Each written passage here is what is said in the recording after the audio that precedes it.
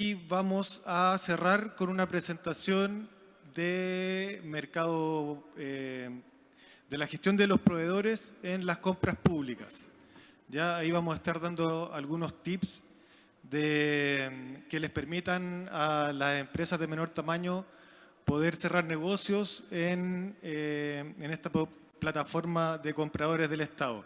Vamos a hacer un pequeño break y posteriormente vamos a seguir con la actividad de ruedas de negocio. Ya veo que hay varios que ya están llegando, ya se han estado inscribiendo en la mesa que está en el costado derecho, por si alguien aún no lo hubiese hecho.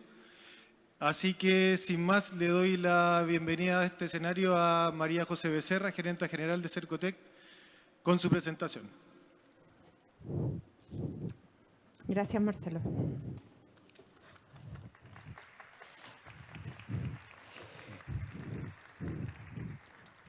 Voy a tratar de estar acá ahora. Muy bienvenidos a todas y todos en esta ya jornada de la tarde de nuestra Semana de las MIPYMES y Cooperativas, organizada por el Ministerio de Economía, Fomento y Turismo del Gobierno de Chile. Comentarles que la presentación, déjenme presentarme, soy María José Becerra Moro, soy gerenta general de Cercotec, y nuestra misión hoy día con esta exposición es por qué estamos innovando en generar una rueda de negocios acá en Estación Mapocho y que la vamos a desplegar no solamente acá en la región metropolitana, sino que simultáneamente vamos a tener ruedas de negocios en parte importante de las distintas regiones de nuestro país. Entiendo que ya está funcionando el streaming, así que vamos a saludar a todas las personas que nos están viendo. Agradezco a las personas que están acá. Han llegado compradores del Estado y también de empresas privadas, como también han llegado, y quiero saludar especialmente a los micros, pequeños empresarios y cooperativas que hoy día van a vivir esta rueda de negocios. Como Servicio de Cooperación Técnica estamos muy orgullosas y orgullosos porque hemos desarrollado y hemos cambiado nuestra misión institucional en virtud de establecer dos elementos básicos: el apoyo a los emprendimientos, a las empresarias, los empresarios y las cooperativas, pero también generando un elemento que nos parece central: la asociatividad y el cooperativismo como valor económico, como valor fundante del crecimiento económico y el desarrollo de los países. Con esto decirles que tenemos una capilaridad de hace 72 años, la cual ha ido avanzando. Empezamos trabajando con los pequeños industriales, así se les decía antes, aquellas empresas que eran más pequeñas que las grandes industrias que se estaban fomentando y que el Estado, con un rol muy activo, se estaban creando. Esos pequeños industriales, hoy día la normativa ha avanzado de denominarlas micro, pequeñas empresas y cooperativas. Tenemos una capilaridad, como les digo, de puntos MIPE, direcciones regionales, Centro de Desarrollo de Negocios en todo Chile y una inversión pública para el fomento de alrededor de 113 millones de dólares anuales.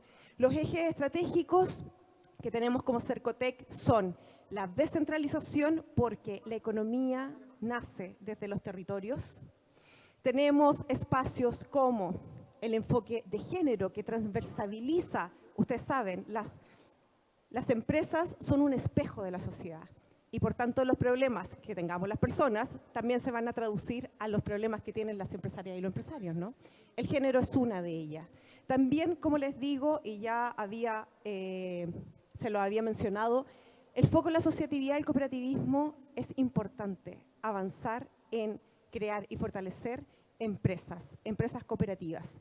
El desarrollo sostenible, un elemento básico para el progreso de nuestras naciones. Dentro de los programas de Cercotec, y aprovechándome de vuestro tiempo, no puedo dejar de señalar que tenemos varias líneas de trabajo. Tenemos tenemos programas que son para los emprendedores, para esas empresas que están naciendo, esas empresas que necesitan formalizarse. Ya lo hablamos en la mañana, la formalidad económica no solamente da esa posibilidad de escalar, crecer, sino que también le da bienestar a a esas familias y también a los territorios en los cuales habitan. La formalización económica es relevante para generar mayores mercados, mayor competitividad, también poder generar acceso a nuestro fomento productivo, y no solamente nuestro fomento productivo de Cercotec, sino que también de los distintos espacios de fomento productivo en Chile, como Corfo, INDAP y tantos otros, como ProChile. Tenemos dentro de los programas de emprendedores, tenemos programas que ayudan a escalar a vuestras empresas, que es el segmento que hoy día está sentado acá y que va a participar en esta rueda de negocios, los cuales son programas regulares que han partido por el CRECE, programas de digitalización que van cerrando brechas, también programas de internacionalización de nuestras empresas. Queremos que lleguen a esa góndola supermercado, pero también queremos, como parte importante de las empresas destacadas, puedan llegar a una góndola en Taiwán, que lo están haciendo. Y para cerrar esta parte, decir que también tenemos programas asociativos de creación y fortalecimiento para las cooperativas, pero también de gremios. Nos es muy importante la acción colectiva, que defiendan intereses de sus representados para que podamos generar mejores políticas públicas para nuestros clientes. Nadie me dijo que había un error en la presentación. Perdón. Ahí. ¿Por qué son importantes las ruedas de negocios? Porque les va a permitir a ustedes expandir y ponerlos en una línea de partida en igualdad de condiciones. Nos permite que ustedes ahora se tomen un café y se conozcan, ¿verdad? Donde ya no solo esa idea un poco errónea de que para maximizar nuestras utilidades tenemos que competir. El intercambio de información, lo que se denomina el benchmarking, que es el intercambio, el saber cómo está nuestra potencial competencia, que les quiero comentar que para el mundo de MIPYME y cooperativa eso no es así, por eso se está avanzando en la aplicación de la ley de compras públicas para que exista compra ágil y la unión de proveedores sea efectiva para nuestras micro, pequeñas empresas y cooperativas en Chile. Permite efectivamente tener reducción de costos comerciales, que ustedes estén acá conociéndose y conociendo a las empresas públicas, pero también privadas, que los van a tener una conversación durante 10 minutos, van a poder conocer qué es lo que requiere desde Gendarmería hasta UNAEV, qué es lo que requiere Coca-Cola hasta Cencosud, porque esos son nuestros invitados hoy día en la tarde. Esa es la apertura de mercado que esta semana de las MIPYME, entre todas las actividades que tenemos, les ofrece. No puedo dejar de señalar, y con esto voy a ir cerrando esta intervención, elementos que nos parecen claves y que son dos. Cuando se señala que requerimos aumentar el nivel de venta de nuestras micro, pequeñas empresas y cooperativas, claramente eso no es un problema de ustedes a solas, privadamente. Ustedes no van a subir sus ventas por sí mismos. Claro, hay un esfuerzo personal, pero en todos los países desarrollados hay una institucionalidad pública potente que los apoya, le toman la mano y les ayuda a competir de mejor forma. Para eso estamos acá. Y con esto decirles que tenemos 2 programas en los cuales hemos desarrollado este año y en los cuales han permitido, uno, cerrar algunos mitos o quebrar algunos mitos, y lo otro es que efectivamente podamos avanzar en algo que nos parece básico y que ya se lo he mencionado. ¿Cómo tomamos a esas micro, pequeñas empresas, las tomamos de la mano y hacemos que conozcan a las grandes empresas en Chile? Porque o no nos conocemos o no confiamos en ella, y esa desconfianza puede ser mutua. Pero la confianza existe. El punto es que a veces los problemas y las brechas son otras. Y lo que nos hemos dado cuenta es que las brechas, con mayor relevancia, son de certificaciones. Les voy a poner un ejemplo. En los últimos meses hemos trabajado y quiero agradecerle a la Asociación Gremial de los Industriales de Antofagasta, los cuales trabajan con una plataforma que es una plataforma muy similar a Mercado Público, que es lo que hace es una plataforma en la cual ustedes, proveedores, pueden ingresar a ella. Y en esa plataforma, ahí nos fuimos dando cuenta de cuáles son las desigualdades que hay en puntuación cuando postula una microempresa a cuando postula una mediana o una grande. Llegan a un 40% de microempresas y cooperativas que están como proveedoras de estos portales. También en el portal público, en Mercado Público. Sin embargo, las ventas son muy bajas. Y con esto, una de las cosas que fue muy relevante es pensar qué tipo de programas pueden ayudar a solucionar este tipo de brechas. Y con esto, comentarles que hemos desarrollado, como les decía, un programa, que es un programa de Cercotec que se llama Mejora Negocios, el cual está abierto, y si me ayuda Marcelo, hasta el próximo viernes, hasta este viernes. Comentarles, muchas gracias a nuestro gerente de desarrollo empresarial, que hasta el próximo viernes está abierto nuestro programa Mejora Negocios para que ustedes, empresas formalizadas ante el Servicio de Impuestos Internos en primera categoría, con ventas de hasta 25.000 UF netas anuales, puedan inscribirse y postular a este programa. ¿Este programa qué va a hacer?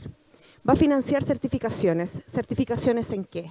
De calidad, las ISO, medioambientales, de seguridad y salud en el trabajo y de empresa B o medioambientales, que creo que lo dije. Este programa va a poder cubrir hasta 4 millones de pesos el pago de certificaciones. Pero no tan solo eso, no es que uno llegue y vaya a buscar un bono. Cercotec y los programas de fomento no dan bonos. Nosotros tenemos una asesoría técnica especializada que le va a tomar la mano y le va a generar capacidades empresariales, como también identificar cuáles son las principales brechas para ir a cerrarlas. Y como segundo elemento que no puedo dejar de mencionar, saludamos la ley, saludamos cómo el Estado de Chile, a través de sus políticas públicas de fomento, logró avanzar en la ley que promueve que las compras públicas tenga un ícono o tenga un especial énfasis en el trabajo con las microempresas, MIPES en general y cooperativas. ¿Y qué hace con esto? Uno de los diagnósticos es que efectivamente, y acá tenemos algunos números que se los estoy tapando, que cuando está la distribución de cuáles son los montos transados y el porcentaje transado, ustedes se van a dar cuenta que, vámonos a la última fila, permiso, que la distribución entre MIPYMES, pymes, medianas y grandes no es tan disímil. Empresas grandes, medianas y micro, o sea, pequeñas, tienen una distribución similar. Las microempresas en mucho menor porcentaje. Ahí ya tenemos una brecha. Podemos tomarlas individualmente y apoyarlas, pero también podemos ayudar a que se junten y vendan juntas al mercado y que sean en conjunto proveedoras del Estado. Sin embargo, en esta distribución que parece sinuosa, que parece normal, cuando uno ve los montos transados, ahí uno ve las grandes diferencias. Ustedes van a decir, puede estar bien. No. Tenemos países del mundo en donde efectivamente las micro y pequeñas empresas son proveedoras sólidas, tanto de mercados públicos como de privados. Es la manera de crecer, es una de las maneras de crecer.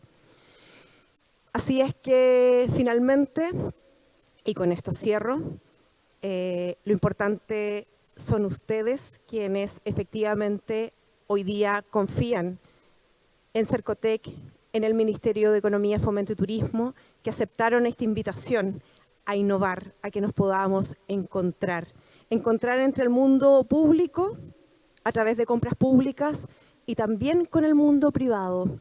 Quiero agradecer a Chile Compra al poder realizar en conjunto esta parte de la Semana de la MIPYME, esta jornada de la tarde. Y también quiero agradecer a las empresas privadas, a las grandes empresas privadas que las van a conocer en unos momentos más, a confiar y efectivamente a derribar algunos mitos y establecer que el desarrollo económico local es fundamental para el crecimiento y el desarrollo de todas y todos. Muchas gracias.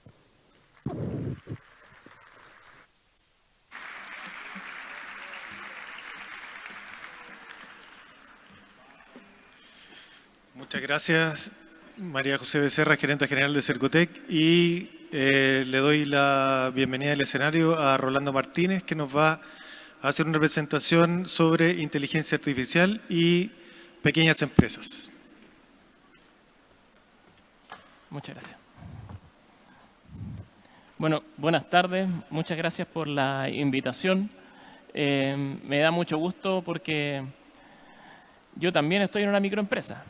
Entonces, creo que es una súper buena instancia. Hago trabajos de inteligencia artificial muchas veces hacia empresas más grandes y por eso me gustó mucho el desafío de poder hacer esta charla y poder conversar, tener una especie de diálogo en algún minuto, si es que se puede, sobre cómo llevar la inteligencia artificial hacia empresas más pequeñas. En general, lo que hemos visto de la inteligencia artificial son gente con cifras millonarias, miles de millones de computadores, un montón de cosas que funcionan en otros lugares. Y esta presentación se llama Inteligencia Artificial de la Nube a la Tierra, porque en realidad quiere traer eso al día a día de cada uno, cómo eso puede impactar en el quehacer que tiene cada cual. Es bien difícil y no hay un acuerdo entre los académicos. Yo no soy un académico en particular, soy un ingeniero, pero cuando uno les pregunta qué es la inteligencia artificial, hay como muchas definiciones. Y de esas muchas definiciones, en realidad no voy a tomar ninguna. Creo que vamos a definir la inteligencia artificial por las cosas que generalmente hace y las cosas que son útiles. Y la inteligencia artificial realmente brilla y funciona bien cuando uno tiene un montón de datos desordenados o desorganizados o desestructurados, como puede tener una cantidad de documentos en alguna carpeta, puede tener muchas fotografías por un lado o puede tener grabaciones en otro. Y entonces uno aplica esto que le hemos puesto inteligencia artificial, que no es más que una máquina, ¿cierto? Y a través de eso nosotros podemos generar información útil, ¿ya? ¿Para qué vamos a ocupar esa información útil? Básicamente para poder vender más, poder relacionarnos mejor, que es el foco de esta presentación. Me costó encontrar una imagen que uno pudiera dejar claro qué es lo que hace la inteligencia artificial, pero si los datos que uno tiene son esa figura media rara que está ahí atrás y uno no entiende qué es lo que hay ahí, la inteligencia artificial hace justamente eso. Es como una luz sobre los datos y te proyecta una sombra. Y esa sombra tiene sentido y uno ahí encuentra algo, pero uno tiene que saber qué ir a buscar, ¿ya? La inteligencia artificial nos ayuda a entender esos datos. Por ejemplo, si uno tiene texto, mucho texto, uno podría resumir, buscar información o consolidarla desde muchos lados distintos, generar un informe. Si uno tiene grabaciones de voz, puede inmediatamente transcribirla a un texto o traducirla a otro idioma o identificar personas. Cuando uno tiene imágenes, podría identificar algún tipo de objeto que le interese, seguirlo o saber en qué pose está la persona, si está con las manos arriba y es una calle oscura, probablemente tenemos un problema con esa persona, ¿cierto? Si yo tengo una filmación sobre un adulto mayor y está en el suelo, entonces probablemente hay que llamar a alguien porque eso no es trivial, ¿cierto? En términos de números, la inteligencia artificial es bien mala con los números.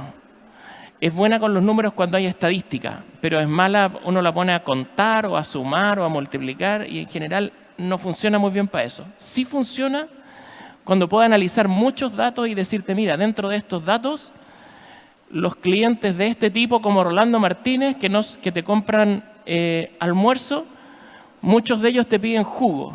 Entonces, cuando venga el señor Pablo Rodríguez, que se parece al señor Rolando Martínez, y te pida solo almuerzo, ofrécele también jugo, ¿cierto? Porque probablemente se lo vas a vender.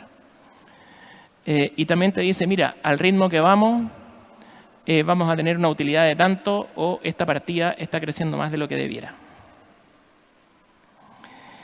Y después está esto que le han dado vuelta hasta el infinito, que es la capacidad generativa de la IA, que en realidad no es verdad, que es capacidad generativa, no es como creativa. Lo que sí es cierto es que la inteligencia artificial es capaz de crear información que se parece mucho a algo que ya haya visto.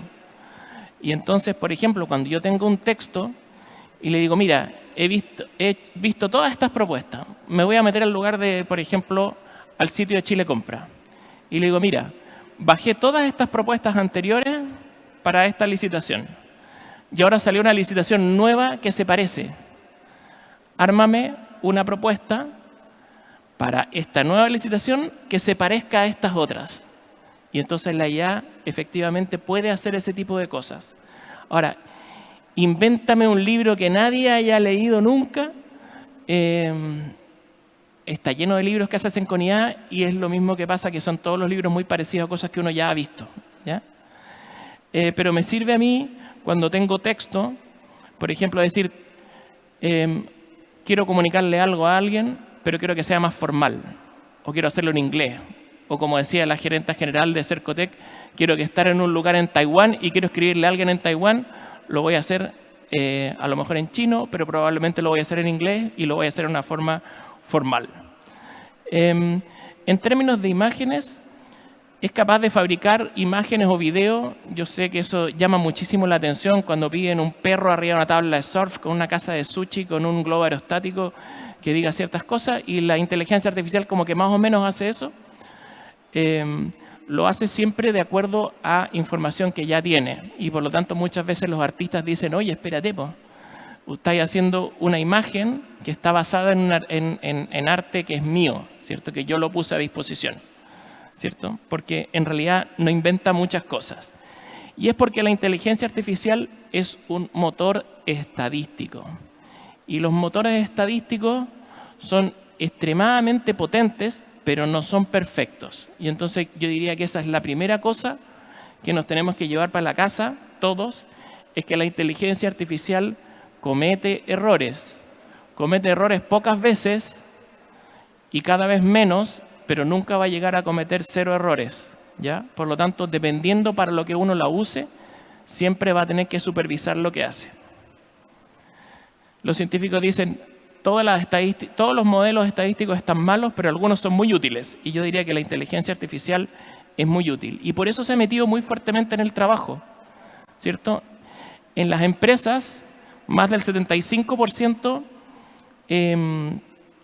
ocupan inteligencia artificial en el trabajo, y de esos, el 80% ocupa inteligencia artificial que su empresa no le dio. O sea, están ocupando inteligencia artificial muchas veces en la nube o en su celular. Ahora apareció en el WhatsApp que uno también puede hacer temas de inteligencia artificial. Lo importante es por qué la gente está ocupando inteligencia artificial en su trabajo.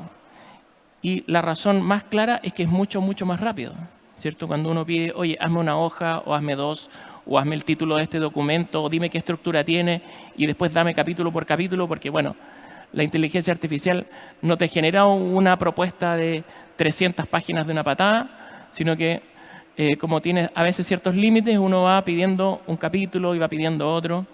Pero en general, yo diría que el aspecto más importante es que la inteligencia nos hace trabajar más rápido. Escuchaba con mucha atención a la gerenta general de Cercotec, en este espacio donde se busca que las pymes puedan integrarse con los servicios del Estado y con empresas privadas que son grandes compradoras de servicios. Y yo creo que una de las brechas más importantes, lo que a mí me ha tocado por lo menos, es una brecha de lenguaje. Porque en el Estado no hablan castellano, hablan un lenguaje medio raro, que es como un lenguaje funcionario, que es una mezcla entre jerigoncia legal y algo de castellano, etc. Pero tiene una serie de exigencias con respecto a los documentos que hay que presentar y las cosas que hay que hacer que son distintas. Y entonces, si uno quiere generar contenido profesional para hacer una buena postulación, a mí me tocó, por ejemplo, se acercó una empresa muy grande y me dijo, Rolando, queremos que tu empresa sea proveedor nuestro. Y yo, ya, bueno, ¿y qué vamos a hacer? No, queremos que nos ayudes con la inteligencia artificial para descubrir qué negocios podemos desarrollar dentro de algunas empresas. Estupendo. Te voy a poner en contacto con alguien en México y te vas a inscribir. Bueno, entonces ya tengo mi root, tengo mi cuenta, ya hice todas esas cosas. Y me dicen, el plan de seguridad en la información, te lo mando, ¿cierto? Y entonces me doy vuelta y le digo a la inteligencia artificial, prepárame un plan de seguridad de la información para una empresa que se llama Esfera IA. Y entonces va y me dice, mira, un plan de seguridad de la información consta de estas partes. Entonces le pone, detalla esto, detalla esto, detalla esto. Y le pedí, ¿y qué otra cosa necesita? No, necesito una política de privacidad de datos. Inteligencia artificial, dame una política de privacidad de datos para mi empresa. Y eso me permitió estar entonces certificado como proveedor de esa gran empresa. Y es que hoy día la inteligencia artificial solamente la vemos como, oye, existe ChatGPT. ChatGPT como que la llevan en todo. Pero hay muchas empresas que están desarrollando muchos modelos de inteligencia artificial, algunos para que uno los use en la nube, y ahí tenemos varios de ellos, y son enormes modelos y requieren mucho hardware y consumen mucha energía, que no es tanto problema, porque salió un artículo la semana pasada en la revista Nature, que es una revista científica muy famosa, y dice que la inteligencia artificial gasta mucha energía en crear un documento para ustedes, pero ustedes sentados frente al computador haciendo el documento a mano gastan mucho más que ella. Entonces, en temas de sustentabilidad es mucho más rápido y eficiente que lo haga la IA, las cosas más triviales, y que nosotros las personas nos dediquemos a corregir y hacer. Bueno, y están entonces estas inteligencias artificiales enormes, pero hay también una gran cantidad, más de 1000 modelos distintos de inteligencia artificial muy pequeños. Y esos modelos de inteligencia artificial pequeñitos pueden estar en su celular, pueden estar en su laptop, pueden estar en un PC, pueden estar en donde ustedes quieran. Y si ustedes están pensando de que estas inteligencias artificiales chiquititas las hacen gente como uno, olvídense. Solo las empresas más grandes del mundo entregan estos inteligencias artificiales pequeñas. Por ejemplo, la gente de Microsoft, que uno dice, oye, pero si Microsoft me cobran por todo, compro una licencia de Office y me cobran. Resulta que la gente de Microsoft desarrolló unos modelos de inteligencia artificial espectaculares que se llaman Phi y los regala para que uno los corra en su PC, ¿cierto? No hay que hacer nada. La gente de Google, por supuesto uno puede entrar a gemini.google.com y es gratis en la nube, pero además la gente de Google hace unos modelos gratis que uno los puede bajar y los puede ocupar. De la misma manera, no me caía muy bien Mark Zuckerberg, pero ahora me cae mucho mejor porque tiene aparte de tener Facebook y de tener Instagram, desarrolló muchos modelos de inteligencia artificial que son gratis y se llaman los modelos llama, ¿cierto? Como las llamas del altiplano. Y regala esos modelos también para quien los quiera ocupar. Eso que dice Qwen son chinos. No sé si alguien ha comprado en Alibaba. La gente de Alibaba desarrolla modelos y también los regala. Y la gente de Mistral, que son los franceses que trabajan extraordinariamente bien, también tienen un montón de modelos. ¿Dónde los puedo encontrar? Vayan a oyama.com, bajen ese software. Hay unas versiones de Oyama para Windows, para Linux, y ahí uno puede elegir qué modelo le gusta y lo ejecuta en su PC o a Hugging Face. Y si no, vayan a la nube y ocupen cualquiera de esos que a lo mejor ya están ocupando, chatgpt.com, claude.ai, etc. Entonces, hay mucha oferta de distintos modelos de inteligencia artificial. ¿Y cuándo es útil la inteligencia artificial? Bueno, cuando la inteligencia artificial es útil para mí como pyme, cuando tiene alguna idea de qué es lo que está pasando alrededor, porque para que me diga cosas genéricas, bueno, cuando me preguntaron un plan de seguridad de la información iba súper bien, porque un plan de seguridad de la información se parece en muchos lados. Entonces, puedo sacar eso directamente de una IA en la nube, pero cuando tengo cosas más específicas tengo que pasarle documentos. Por ejemplo, quiero esta licitación que se parece a otras licitaciones, tengo que mandarle esos documentos. Y aquí tenemos uno de los grandes problemas de la inteligencia artificial. Cuando uno la usa en la nube, es que se queda con los datos de uno. Porque hay un dicho que dice, no existe el almuerzo gratis, ¿cierto? Siempre es una cosa por la otra. Y entonces cuando yo le paso información y uso las inteligencias artificiales en la nube y le hago preguntas y obtengo respuestas y las refino y etcétera, se están quedando con todas mis preguntas y todas mis respuestas para poder hacer una mejor inteligencia artificial. Y yo digo, ¿y a mí qué me importa? Total, mejor, no pasa nada, ¿cierto? Pero es que tenemos un problema. Es que hay una ley de protección de datos personales. Entonces, si ustedes le pasan información que es privada o que es de alguien, por ejemplo, estuve en una conferencia hace como un año atrás y una persona que es director de ciberseguridad decía, bueno, yo recibo los informes de ciberseguridad de mi banco, se los paso a ChatGPT para que me los deje bonitos y después voy al directorio y los expongo. Y resulta que todas las vulnerabilidades de su banco, que alguien hizo en forma confidencial para él, se quedaron metidas en el modelo. Ahora uno puede decir, bueno, entre tantos miles de millones de datos, ¿quién va a encontrar ese dato? Ah, no, es que la inteligencia artificial para eso sí que es buena. Y cuando yo diga, oye, el banco tanto, te va a decir, oye, pero si tiene vulnerabilidades, ¿cierto?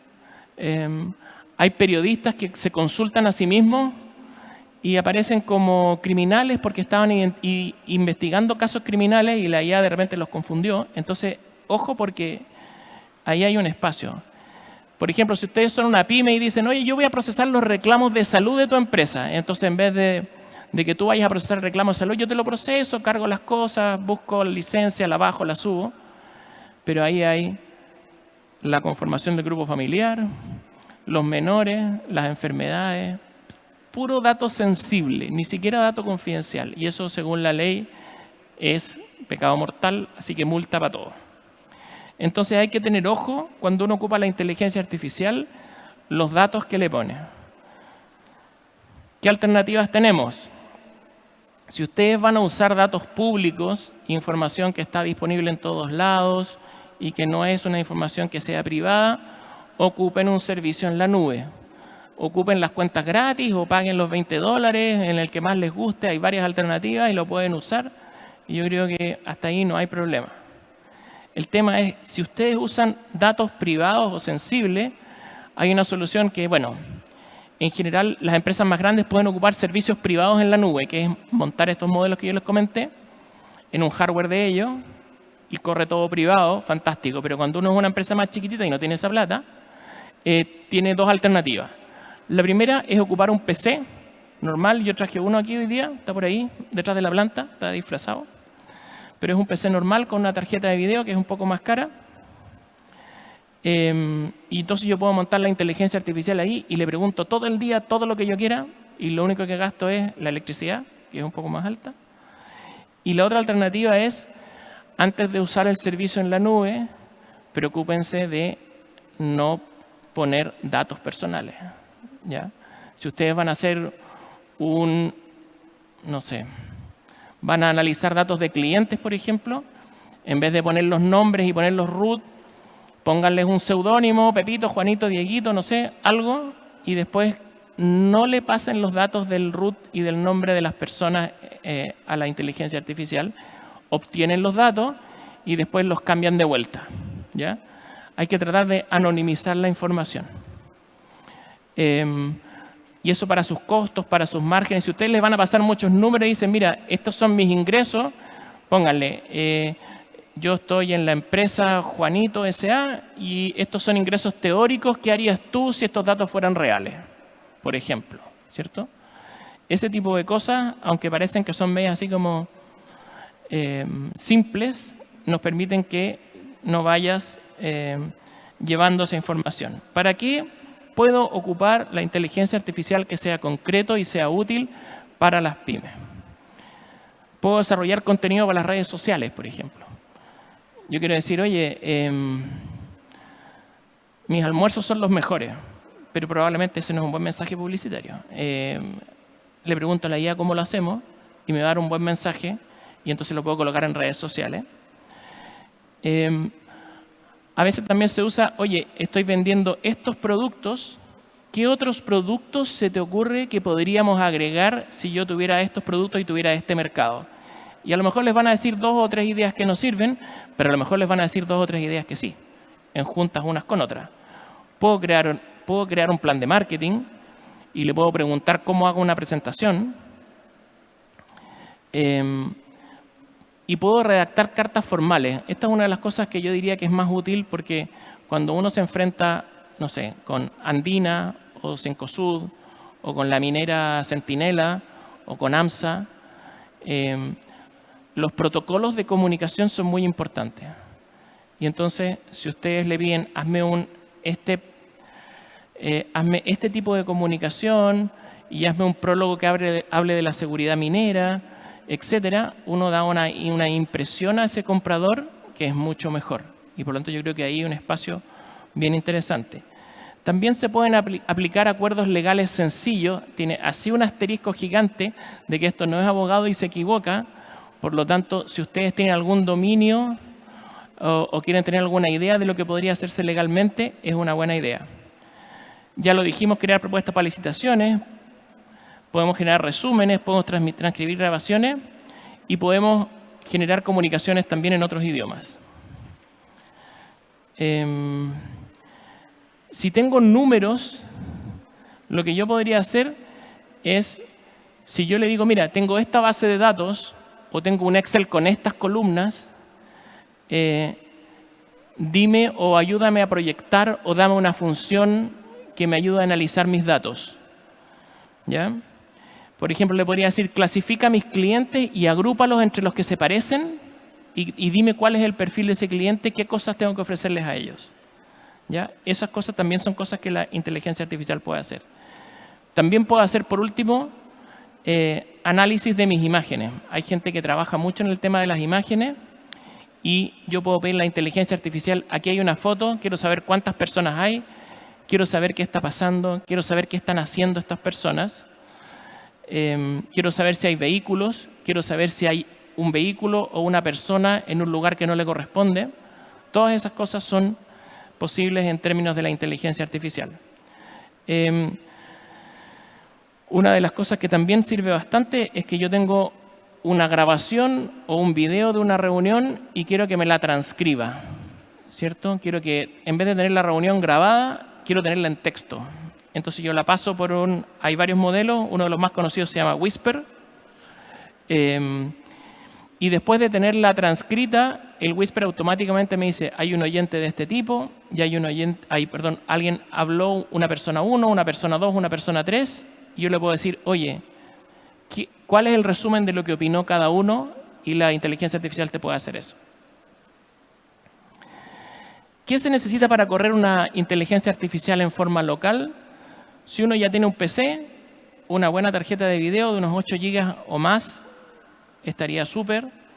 No solo funcionan las tarjetas de NVIDIA, porque ese es otro de los temas que tenemos. Las tarjetas de NVIDIA son muy buenas. Y las tarjetas de AMD también hacen el peso. Generalmente para trabajar con texto, las Radeon son más convenientes y más baratas. Si yo ya tengo un PC, le puedo poner una buena tarjeta que puede costar entre los $600 y los dólares que uno quiera para arriba, porque el cielo es el límite en el costo de las tarjetas, pero ya con ese nivel de precio uno podría tener una inteligencia local montada sobre su computador, ¿cierto?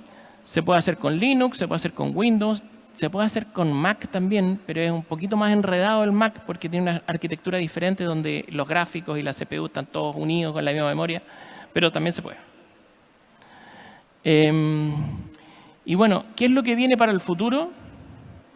En términos generales, la IA solo va a ser más barata y va a ser mejor en el futuro.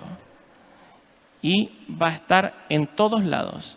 Y ese en todos lados va a ser en nuestros dispositivos personales, en el celular. Yo tengo un celular que tiene, no sé, unos 2 o 3 años y no le anda la inteligencia artificial.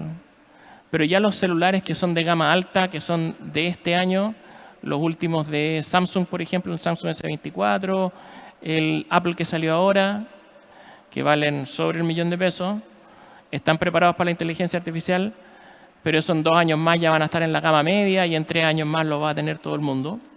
Y también están saliendo notebooks muy buenos y no muy pesados que tienen tarjetas que sirven especialmente para la inteligencia artificial. Entonces, yo diría que en el futuro vamos a seguir teniendo inteligencia artificial que nos va a seguir ayudando en nuestras tareas, y es bien importante que sepamos distinguir cuándo estamos trabajando con una inteligencia artificial local, privada, silenciosa, discreta, versus cuando estamos ocupando un servicio en la nube. Y no hay que demonizar ninguna de las dos cosas, pero hay que tener súper claro cuáles son las ventajas y desventajas de cada cosa. Las inteligencias en la nube hacen cosas que las inteligencias locales hoy día todavía no pueden, y las inteligencias locales las van pillando de a poco, pero en términos de costo se están empezando a intersectar. Así que bueno, claves al cierre. La inteligencia artificial no es un lujo de las empresas grandes, es algo que está disponible para todos, ¿ya? No hay que restringirse en ese sentido y hay que atreverse, ¿ya? Tampoco es que tienen que transformar la empresa toda de una patada.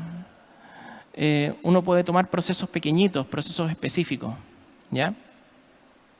Y tomar eso, ver cómo le va, ver hacia dónde va, ver qué resultados obtuvo, y si no, dejarlo a un lado, ocupar otro proceso, y si anduvo bien, cómo lo extendemos para hacer otras cosas.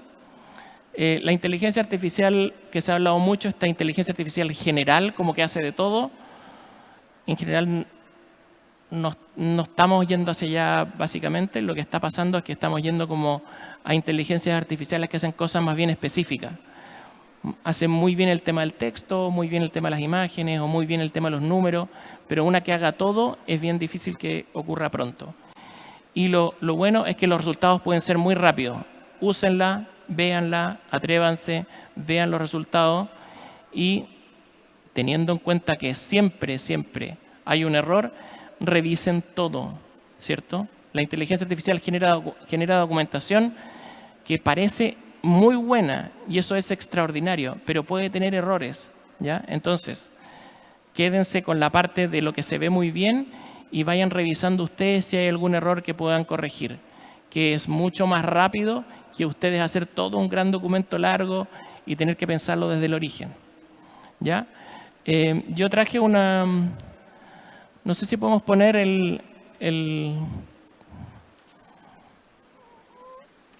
video.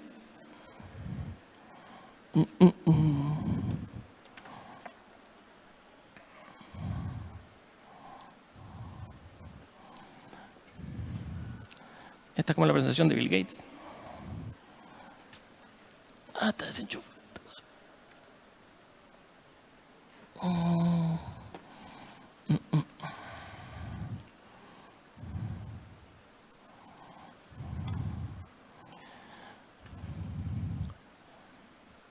Dame un segundito.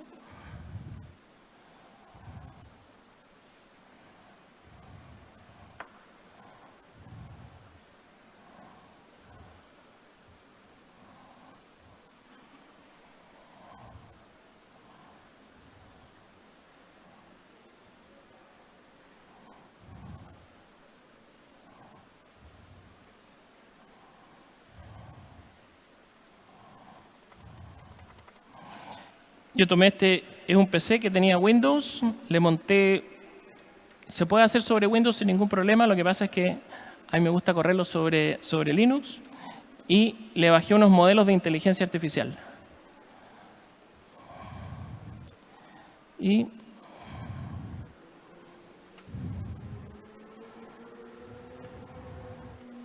algo pasa que no lo veo.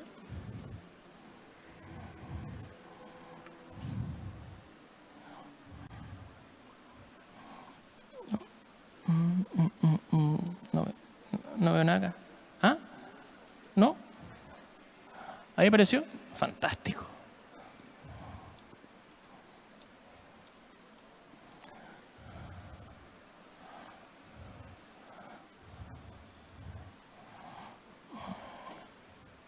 Perfecto. Este es un navegador normal. y yo le cargué unos modelos. Ahí los puedo elegir. Tengo una lista de esos modelos. No sé si vieron aquí, hay un menú. Yo bajé esos modelos de internet, son modelos que son gratis. Me metí a oyama.com, le dije, ¿qué modelos puedo bajar para mi PC? Me dice, tiene todos estos modelos de inteligencia artificial para usar. Y yo bajé algunos, me desconecto de la red y entonces puedo ocupar el modelo y preguntarle, dame un modelo de seguridad en la información para microempresas, por ejemplo.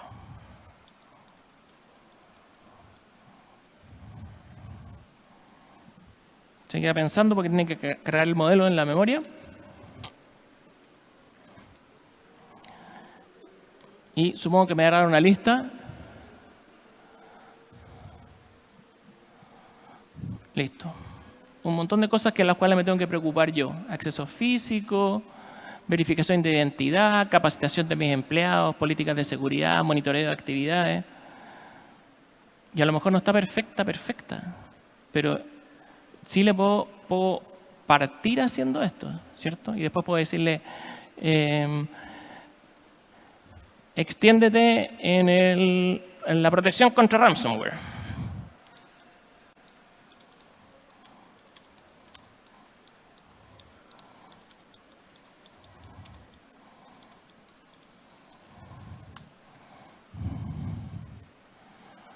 Ya.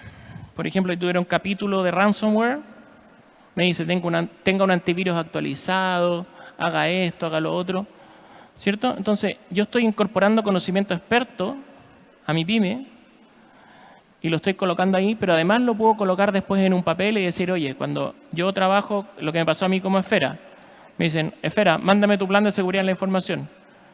Yo lo hice así y después dije, agrega esto, agrega lo otro. ¿Alguien quiere hacer quiere que hagamos le preguntamos alguna cosa particular a la IA? Para que vean, estos son modelos que no están yendo hacia la nube, están corriendo localmente en el PC. Y significa que yo le puedo preguntar 50.500 cosas. Por ejemplo, no sé, alguien quiere un programa en Python que calcule 100 números primos. Ahí genera el programa. ¿Sí? Y ahí lo va generando y te va explicando, pero también yo le puedo decir, oye, ¿sabes que tenía una página web y el desarrollador se fue y me dejó este código y no lo entiendo? ¿Me puedes explicar qué es lo que está pasando con este código? Y te va a decir, aquí va la explicación completa. Así que bueno, esa es una demostración en vivo, sin conexión, de un PC que funciona en forma local. No es para todos, no todos tienen un PC que le puedan colocar una tarjeta, algunos sí. Si van a ocupar un PC en forma local, así se ve y así funciona. Todas esas herramientas, todas son gratis. Si ustedes van a ocuparlo en la nube, pueden ocupar desde el WhatsApp al ChatGPT, el que está el Copilot, todos tengan cuidado con la privacidad de la información. Así que bueno, si alguien quiere hacer una pregunta, o se la pasamos a la IA, y si no, les agradezco muchísimo su tiempo. Dígame. ¿Cómo lo descargo? Súper. Ya, la pregunta es, ¿cómo descargamos los modelos? ¿Cómo se descarga el modelo así? Porque ahí fue como muy rápido, no sé. Sí. ¿Cómo se Si yo no descarga? tengo nada, me voy a conectar a internet.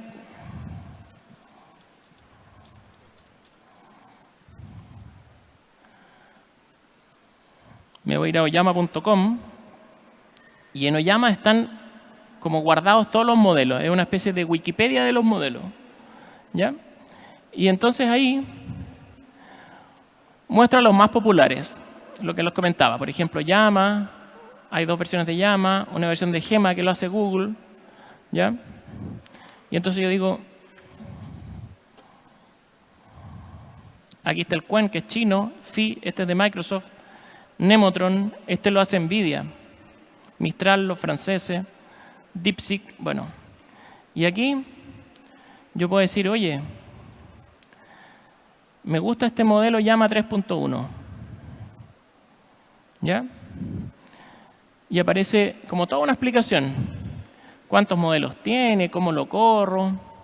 Y me dice, mira, corre ese comando y lo va a traer. Y efectivamente ahí uno le hace clic, lo copia y se baja solito. ¿Y qué te va diciendo ahí? Te dice, mira, este modelo pesa 4.7 GB. Y dice, 4.7 GB. Digo, ¿de qué tamaño es mi tarjeta de video? Porque estos corren la tarjeta de video. Ah, tengo una tarjeta de video de 4 GB. No me cabe. Tengo que buscar uno más pequeño. ¿Ya? O yo tengo una tarjeta de video de 16 GB. Ah, entonces podría buscar uno más grande, porque mientras más parámetros tiene, funciona mejor. Por eso esta tarjeta tiene 24 GB, que es una de las grandes, y entonces puedo correr modelos bastante potentes en ellos.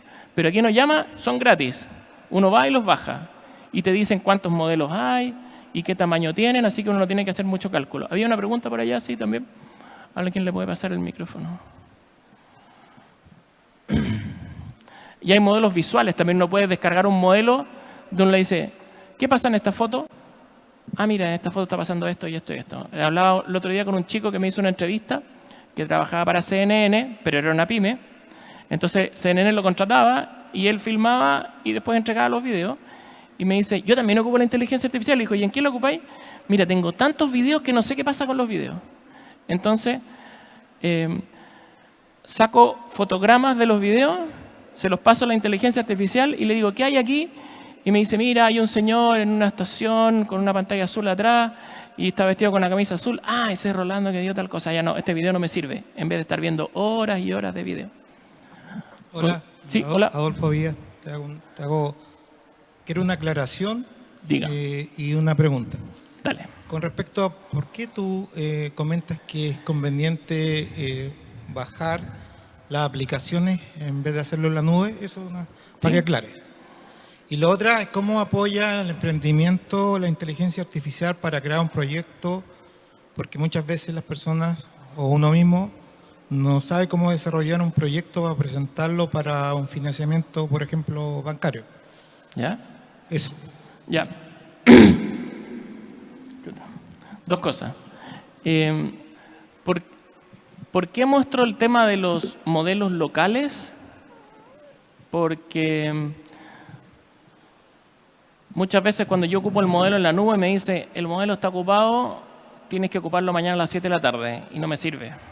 Lo quiero ocupar ahora. ¿Cierto?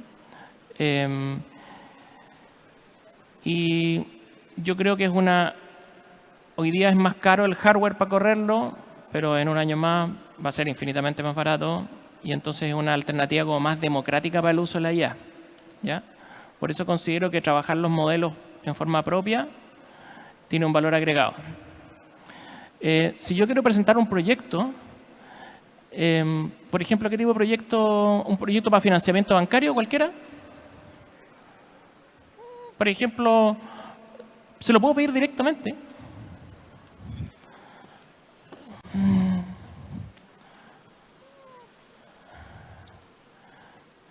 Genera un proyecto de ampliación de horno de comidas para financiamiento bancario.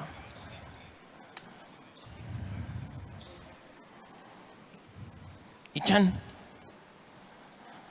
Resumen ejecutivo, justificación del proyecto, objetivos, planteamiento, presupuesto. Igual te sirve para partir, ¿cierto? O sea, después de eso te lo voy a decir, ya, pero es que mi horno, quiero que me des un capítulo de sustentabilidad porque estoy cambiando mi horno de leña a un horno eléctrico o solar, ¿cierto? Pero lo podría pedir cualquier cosa. Entonces, con eso, te dice, bueno, esto va al diseño y construcción de la infraestructura, etcétera. Después le digo, ah, mira, en este capítulo en particular, amplíame qué fue lo qué te parece ahí. Entonces, a lo mejor te dice algo que no te interesa. Dice, no, así no, de tal manera. Y ahí uno lo va completando Y resulta que puedes acceder con una propuesta al banco que te sería súper difícil. No sé, yo generar esto, así estaría como un par de horas por lo menos, ¿cierto? Haciendo ahí ta. Pero con eso ya digo, ah, mira, qué buena idea esto. Ah, no, pero le falta tal cosa. Y entonces lo voy colocando temas. Y yo creo que en lo que decía María José Becerra con respecto al tema del relacionamiento de las MIPYME con las grandes empresas, este tema es un temazo. Es un tema como del lenguaje, cómo presentar buenas propuestas, cómo presentar cosas justificadas. Porque además te dicen, bueno, nuestra super empresa, porque somos gigantescos en el mundo, solo vamos a auspiciar proyectos que tengan una sustentabilidad o el carbono o el agua. Y uno ahí quedó, ¿cachai? En cambio uno le dice, oye, y quiero un capítulo sobre la sustentabilidad, el agua, el oxígeno, lo que sea, y algo te va a tirar, ¿cierto? Yo creo que ahí hay un apoyo bien importante. Y si la empresa está en Taiwán, como decía la gerenta general, y lo quería escribir en chino, es cosa de pedirle, supongamos que funciona. ¿Sí? Entonces, genera la propuesta en chino.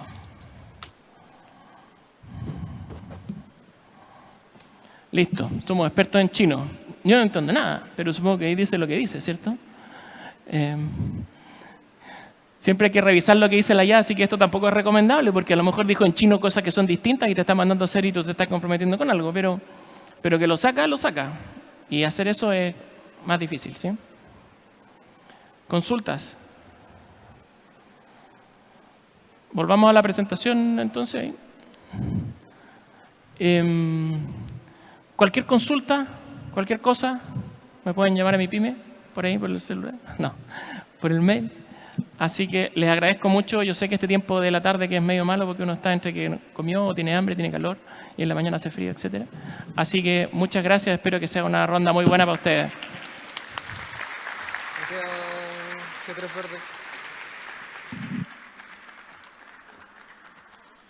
Le damos las gracias a Rolando y invitamos al escenario para nuestra última charla antes del break a Diego Miranda, que nos va a hablar de compras públicas y oportunidades en la plataforma de mercado público. Gracias. ¿Dónde está? Acá el pasador. Este es el pasador, ¿verdad? ¿Este?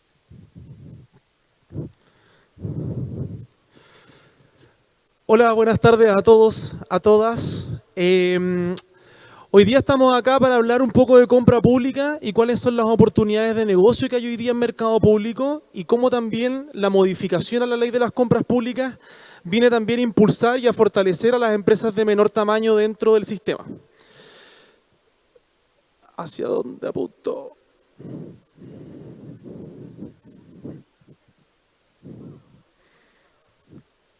Ah, perfecto. Ahí sí. Ahora abajo. Entonces, como les conté, vamos a ver cuáles son los principales alcances que tiene esta modificación a la ley y algunas oportunidades de negocio. Vamos a terminar revisando algunos datos también para que se hagan una idea de cuánto serían estas modificaciones en monto que deberían entrar en vigencia a partir de diciembre de este año.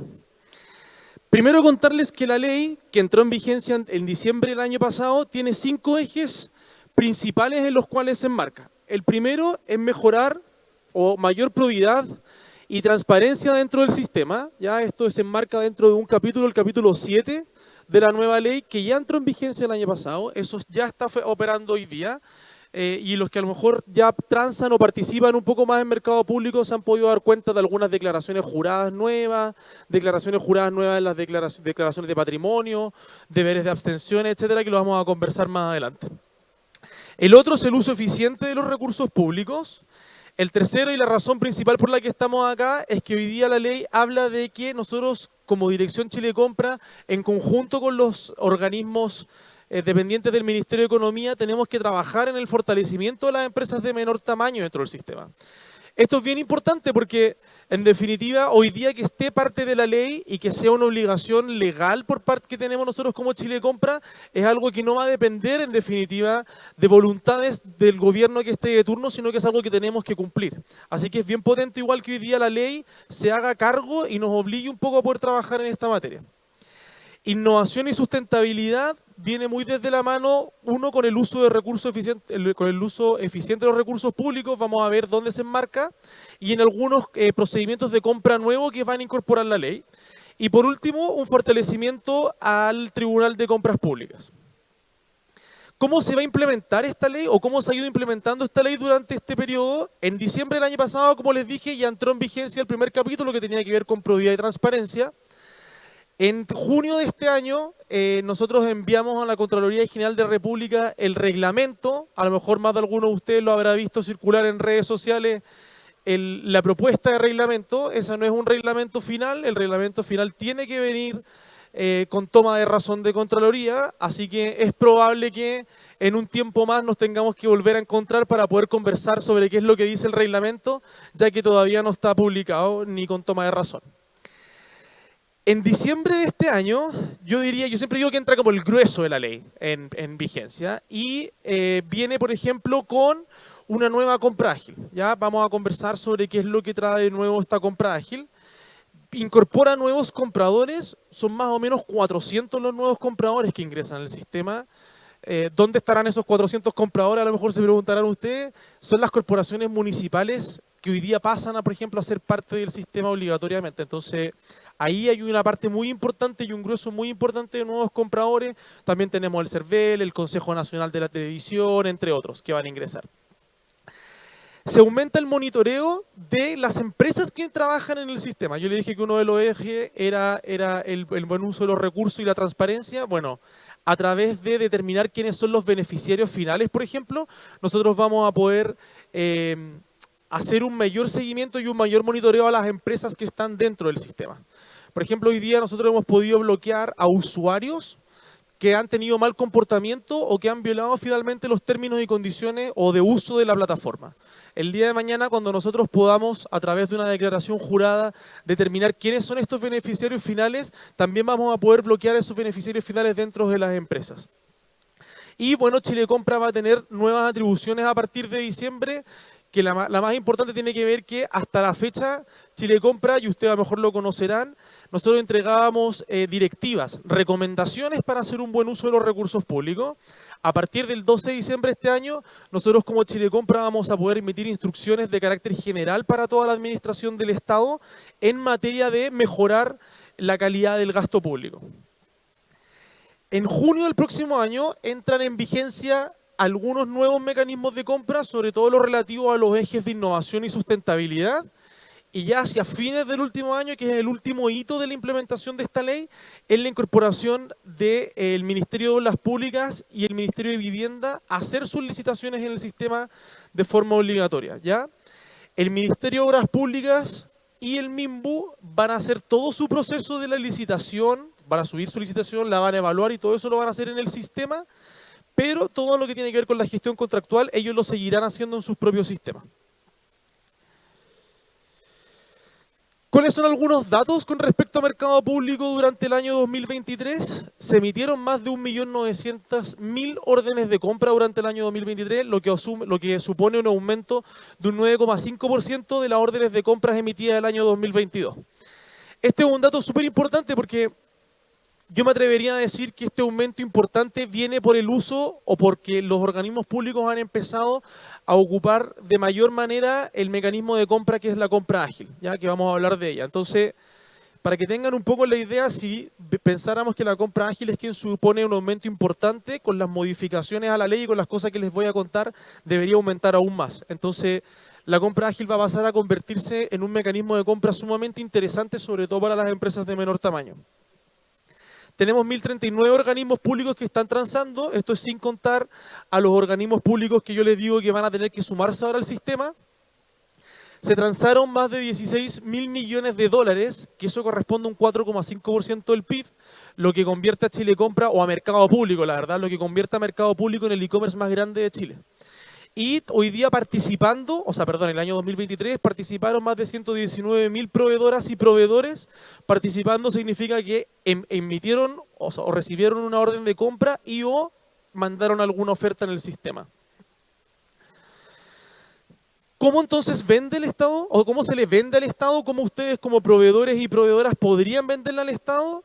vamos a ver algunos mecanismos de compra que son los que van a estar vigentes a partir de diciembre de este año. Lo primero son los convenios marco. Muchos de ustedes alguna vez han intentado vender o se han metido un poco a mercado público y han visto qué es lo que ocurre. Lo primero que les han dicho es el convenio marco. Los convenios marco es un catálogo electrónico por industrias, por rubro, que Chile compra licita, ¿ya? Y lo que nosotros hacemos a través de esta licitación es buscar proveedores de algún rubro o alguna industria en particular que suban a este catálogo y ofrezcan sus productos o sus servicios dentro del catálogo, ¿ya?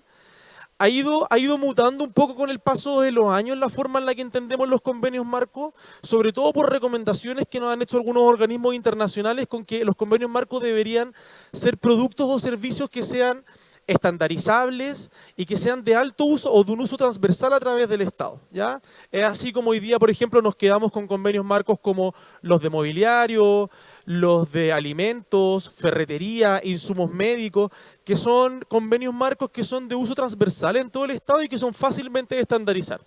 Por ejemplo, teníamos un convenio marco de capacitación, súper difícil definir cómo es una capacitación o estandarizar una capacitación para poder colocarla dentro de un catálogo electrónico. Porque al final una capacitación requiere cuál es el curso, para cuántas personas, lo quiero con coffee o lo quiero sin coffee, lo quiero con traslado, lo quiero sin traslado, es con arriendo del lugar o sin arriendo del lugar. Por lo tanto, eso finalmente ya complejizaba la catalogación de esos productos y servicios y han quedado fuera para que se transen dentro de otro mecanismo de compra.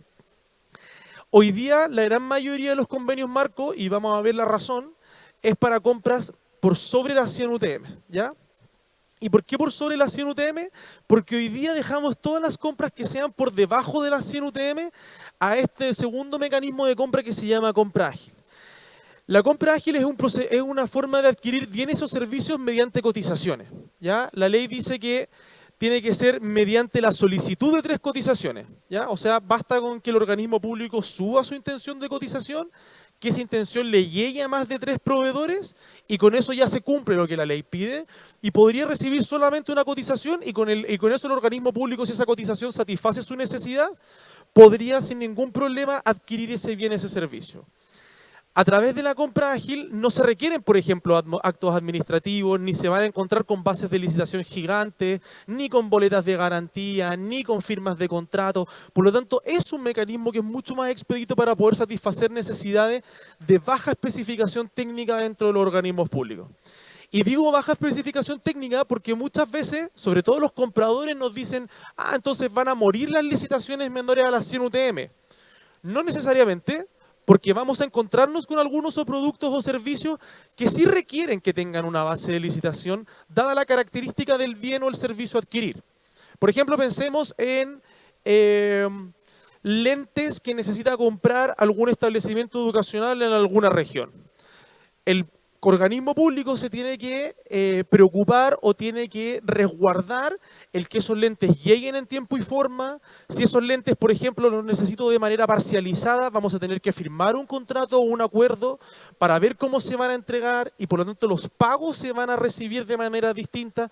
Cuando entramos un poco en esas complejidades, nos vamos a quedar sin duda con una licitación pública.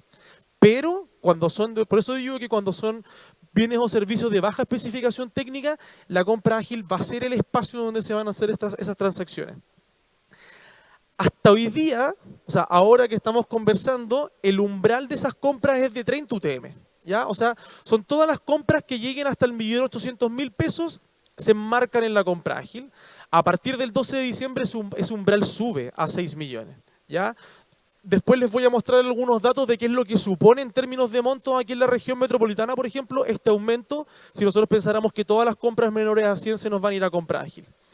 Pero además, y yo diría que es lo relevante, lo importante, y por qué creemos además que ustedes tienen que enterarse de este mecanismo de compra, es porque hoy día la ley dice que compra ágil es el mecanismo preferente para las empresas de menor tamaño. Alguna de las críticas o quejas o, bueno, como lo quieran llamar, que se levantó de la discusión parlamentaria por parte de las pymes con respecto a este mecanismo de compra, tenía que ver que a lo mejor la competencia era un poco desleal. O sea, no era lo mismo si estamos hablando de cotizaciones, donde el precio tiene una característica súper importante, competir entre grandes empresas junto con las MIPYMES. Por lo tanto, quedó este mecanismo de compra como un mecanismo de compra que es preferente para las empresas de menor tamaño. Tenemos que esperar ver cómo va a salir, por eso no se los puedo adelantar, cómo va a salir el aplicativo y qué es lo que nos vaya a decir el reglamento para ver cómo eso va a tener que operativizarse.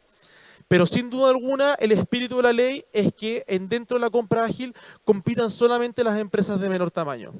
Entonces, la primera recomendación o lo primero que a mí me gusta relevar cuando yo comento esto es, invito a todas las MIPYMES a que hoy día y de aquí al 11 de diciembre puedan mirar la compra ágil, vean qué se transa en la compra ágil, vean si sus productos o sus servicios están dentro de compra ágil, vean si están dispuestos, por ejemplo, a competir por precio dentro de la compra ágil, ¿ya?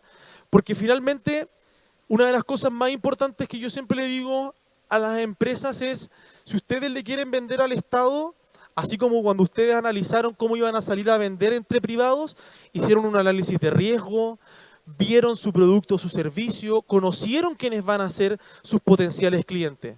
Hablamos de 1.039 compradores durante el año 2023, vamos a hablar de casi 1.400 durante el año 2025, no le van a vender lo más probable a los 1.400.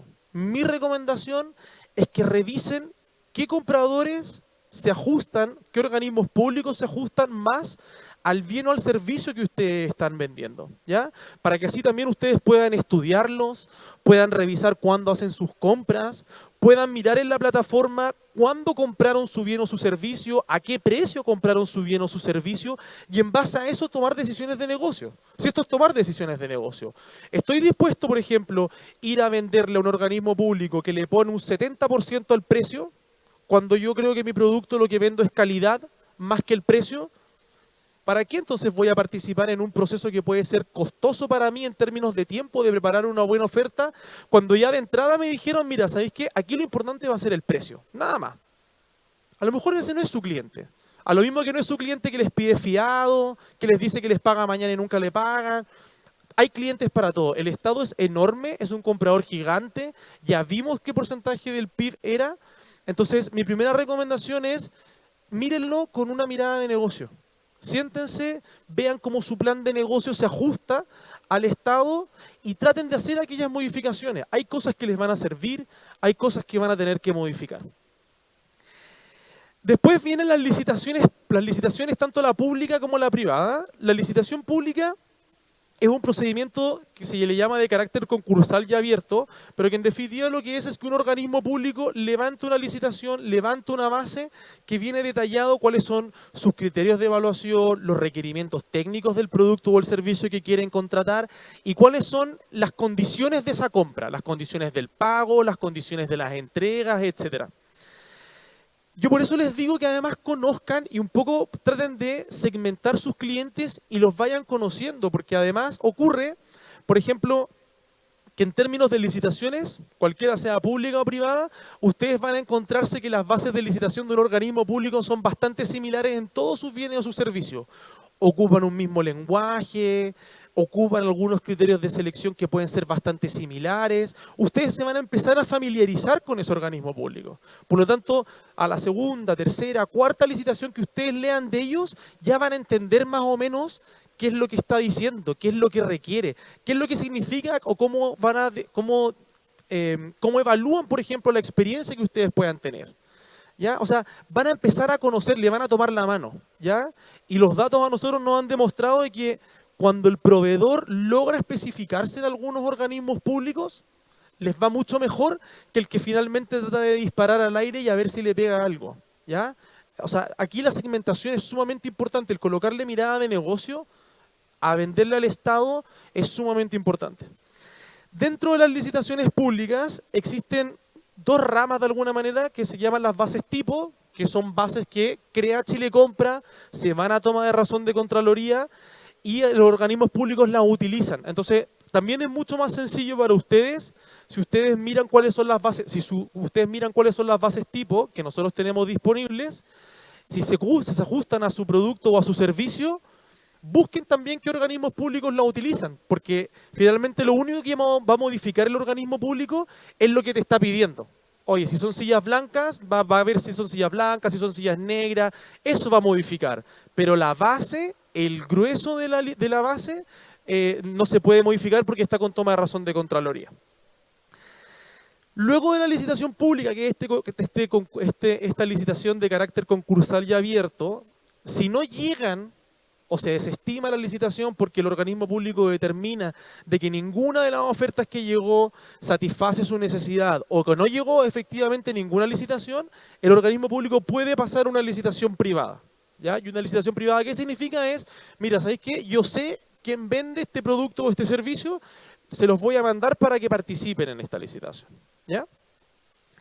Si eso no ocurre, si en esa parte tampoco llega alguien, podemos con esa misma base pasar al mundo de los tratos directos. Hay otras alternativas con las cuales podemos pasar al mundo de los tratos directos, pero el mundo de los tratos directos, lo primero es que es una contratación excepcional, ¿ya? Se dan en ciertas excepciones que dice la ley, ¿ya? Por ejemplo, el proveedor único. O sea, si un organismo público determinara que hay un solo proveedor para este bien o este servicio, puede hacer un trato directo.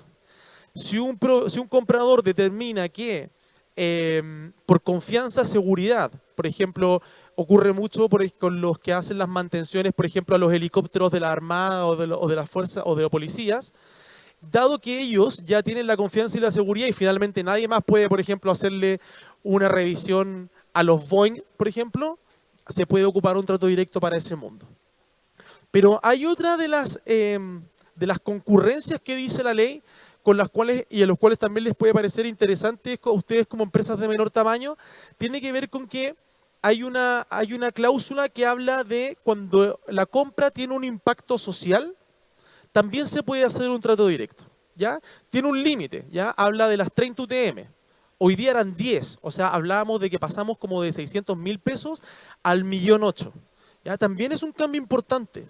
¿Y cuáles serían estas materias de alto impacto social? Por ejemplo, tenemos con venderle o comprarle a empresas de menor tamaño. O comprarle a empresas que el dueño sea proveniente de algún pueblo originario o tenga alguna discapacidad, las compras regionales, el sello mujer, por ejemplo. Todas esas compras son compras de alto impacto social. Por lo tanto, si bien no son ustedes los que toman la decisión como proveedores, sí es bueno también que ustedes lo conozcan porque muchas veces también los compradores necesitan alguna ayuda para entender cómo pueden hacer mejor una compra. Y si ustedes determinan que su bien o su producto, su servicio es sumamente bueno, que le puede ser beneficioso para el Estado o para el organismo público X, y ustedes además están enmarcados en este mundo del alto impacto social, es una conversación que pueden tener perfectamente con los compradores.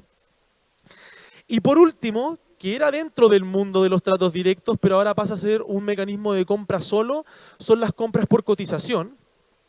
Que las compras por cotización, a diferencia de la compra ágil que dice previa solicitud de 3 cotizaciones, esta es con 3 cotizaciones. Esto es recibiendo 3 cotizaciones, el organismo público puede avanzar en esta compra.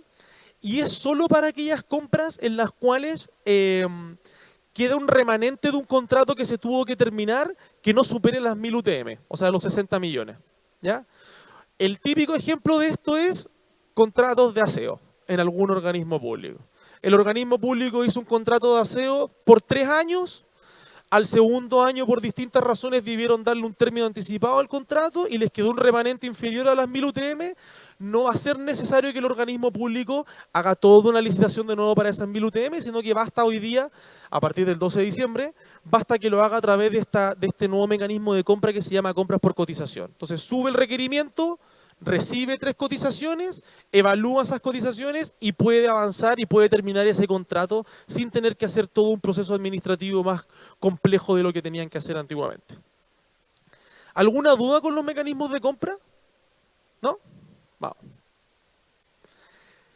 ¿Qué va a regir entonces a partir de junio del próximo año? Yo les dije que finalmente entran en vigencia nuevos mecanismos de compra, nuevas formas de venderle al Estado.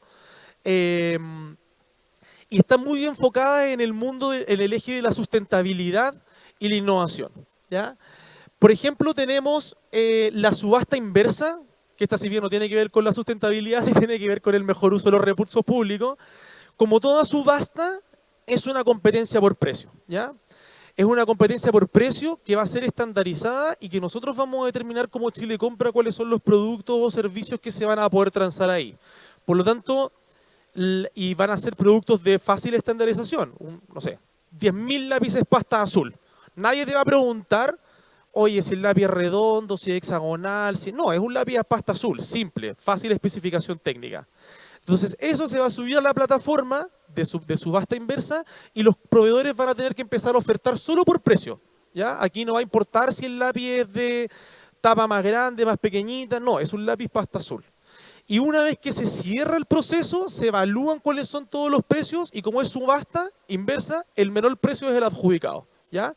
Durante el proceso de la oferta, por supuesto que no se van a poder conocer los precios de la competencia. Después tenemos uno que a mí me encanta, me parece súper interesante, que se llama una plataforma de economía circular. ¿Ya? ¿Qué es lo que va a hacer? Es que todos los bienes muebles en desuso, que tenga cualquier repartición pública, se van a poder subir a esta plataforma que nosotros vamos a tener que disponibilizar en el sistema. Entonces, antes de comprar, por ejemplo, una mesa nueva, un escritorio, una cajonera, cualquier bien mueble que requiera un organismo público, se va a revisar primero en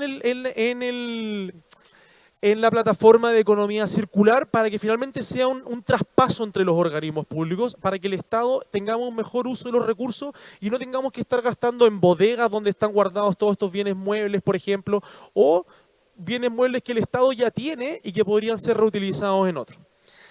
Y después tenemos estos últimos dos procedimientos de compra, que son los diálogos competitivos y los contratos para la innovación, donde la idea es co-construir la solución. ¿Ya? En ambos lo que se hace es, son procedimientos que son como estructurados, uno son de producto estándar y el otro no, pero donde vamos como co-construyendo cuál es la definición de la solución que requerimos. ¿Ya? En el caso, por ejemplo, de los contratos para innovación, lo que va a salir a comprar el Estado o va a salir a subir como una problemática nomás, sin una solución. O sea, mira, ¿sabes qué? Yo tengo el problema que requiere una plataforma que haga esto, pero no hay nada en el mercado para esto. O no hay nada en el mercado que se ajuste exactamente a lo que yo requiero. Por lo tanto, vamos a poder empezar a co-construir una solución desde una mirada innovadora en una primera etapa y después en una segunda etapa vamos a pasar al precio. En el caso de los contratos para la innovación, tenemos que esperar qué es lo que diga el Ministerio de Hacienda en cómo se va a trabajar, porque son ellos los que van a estar encargados un poco de estructurar o definir cómo se van a dar estas compras innovadoras o la compra pública innovadora. Chile Compra desde el año 2016, que está trabajando fuertemente en la incorporación de las mujeres en el sistema de compras públicas. Aquí tenemos algunos datos, por ejemplo, con respecto al año 2023.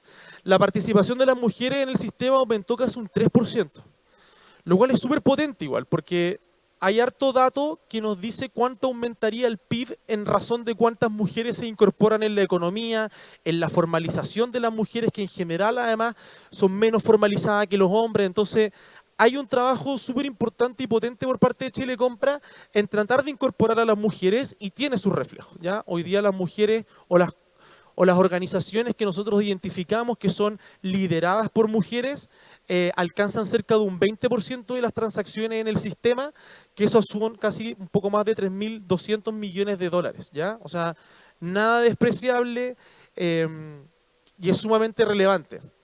Entonces, ¿y cómo ustedes, si ustedes son dueñas de empresa o sus empresas son lideradas por mujeres, cómo obtienen este sello para poder identificarlas? Es con más del 50% de la propiedad sean mujeres, y aquí hago énfasis en el más, porque si son dos personas, un hombre y una mujer, no se cumple el más. ¿Ya? Entonces, que más del 50% sea de mujeres, que la empresa tenga una gerenta general, o sea, incluso podría no ser más del 50% de mujeres, pero quien es gerenta general es una mujer, también basta para poder tener el sello mujer, o que más del 50% de los representantes legales de la empresa sean mujeres. ¿Ya? Son puros o, no tienen que cumplir las tres, basta con que cumplan una de esas tres siendo personalidad jurídica o empresa.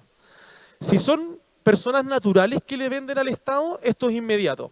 O sea, ustedes directamente al inscribirse y al registrarse en mercado público, nosotros consumimos el dato con el registro civil nos entrega que es mujer y con nosotros al tiro en su ficha queda el sello. Si es que no fueran personas naturales y son personas jurídicas, lo que ocurre es que tienen que completar una declaración de socios y sociedades donde ahí van a poder decir, van a poder determinar, por ejemplo, si son más del 50% de representantes de los representantes o la propiedad, o incluso ahí también ustedes agregan si la gerente general es mujer. Al enviar eso, de nuevo, automáticamente, si es que cumple con alguno de esos requisitos, se les coloca el sello mujer dentro de su ficha. Algunos datos de la región, y con esto voy a terminar. Yo les dije que la compra ágil son datos de la región metropolitana. Yo les dije que la compra ágil, a partir del 12 de diciembre de este año, pasa a ser un mecanismo preferente para las empresas de menor tamaño. Entonces, si nosotros miráramos datos de la compra ágil a agosto de este año, miraríamos que un 56% de la compra ágil en la región metropolitana se los lleva a las empresas de menor tamaño y un 44% se las llevan las grandes empresas, ¿ya? De estos 80.000 millones de pesos que se transaron en la compra ágil durante este año hasta agosto, si nosotros solo pensáramos que la única modificación que tuvo es que hoy día es un mecanismo preferente para las empresas de menor tamaño, diríamos que teníamos como 35.000 millones sobre la mesa para las empresas de menor tamaño. Por lo tanto, la recomendación primera, si ustedes son empresas de menor tamaño en la región metropolitana, es que se tomen este tiempo hasta que haya esta modificación para aprender, para conocer el sistema, para conocer la plataforma, para segmentar a sus clientes, porque si solo nos quedáramos con esto, tenemos 35.000 millones sobre la mesa. Pero además, si nosotros miráramos, por ejemplo, cuáles son los rubros donde hay mayor espacio de crecimiento, tenemos, bueno, el equipamiento y suministros médicos es, por lejos, es el número 1 de ranking nacional y es el que se lleva las mayores transacciones dentro del sistema. Pero tenemos otros, como por ejemplo los muebles inmobiliarios, que si nosotros miramos, casi 260 millones fueron para grandes empresas. O sea, si hay alguien aquí del rubro de muebles inmobiliarios, yo les digo que a partir del 12 de diciembre, sobre la mesa, en la región metropolitana, en compra ágil, hay 260 millones de pesos. Pero, si nosotros, por ejemplo, y con esto termino, miráramos, por ejemplo, cómo se comportaría la compra ágil. Si nosotros asumiéramos que todas las compras inferiores a 100 UTM se van a hacer a través de este mecanismo de compra preferente para las empresas de menor tamaño, tendríamos que subimos a 4 billones de pesos. O sea, pasamos de los 80.000 millones de los que hablábamos a 4 billones de pesos. ¿Ya? Entonces te preguntaré, ya, ¿pero dónde sale tanta plata? Es porque hay mucho, en la licitación pública por sobre todo, hay mucha compra que se hace por una licitación pública que podría pasar a hacerse después por compra ágil.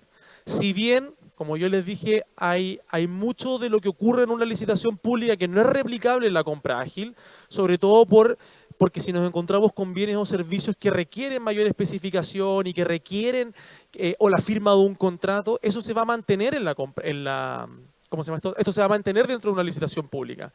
Pero, por ejemplo, tenemos tratos directos por 1.500 millones que van a pasar lo más probable a hacer hoy día una compra ágil. O las compras por convenio marco que se hacían entre las 30 y las 100 UTM son 260.000 millones de pesos que antes se estaban haciendo por fuera, o sea, se estaban haciendo por otro mecanismo de compra como el convenio marco que hoy día deberían pasar a hacerse dentro de la compra ágil. Entonces, hay mucha oportunidad de negocio. Hoy día, por primera vez, la ley nos obliga y nos invita a fortalecer las empresas de menor tamaño en el sistema y va a existir un mecanismo de compra que va a ser preferente para las empresas del menor tamaño. Entonces, armen sus planes de negocio, prepárense, revisen la plataforma, revisen cuál es la demanda que hay para sus bienes o sus servicios y tomen una decisión de negocio de si quieren venderla al Estado. Muchas gracias.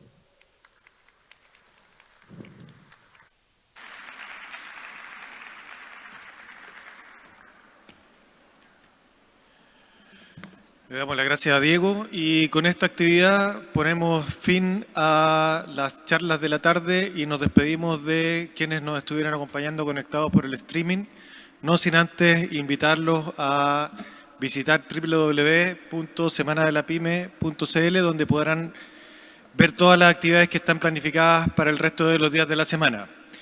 A continuación voy a pedirle a Yuli Camposano, que trabaja en Cercotec con nosotros, que se suba al escenario para que nos dé las indicaciones de la actividad que viene a continuación, que son las ruedas de negocio. Así que, Julie, por favor, te dejo aquí para que des la explicación correspondiente.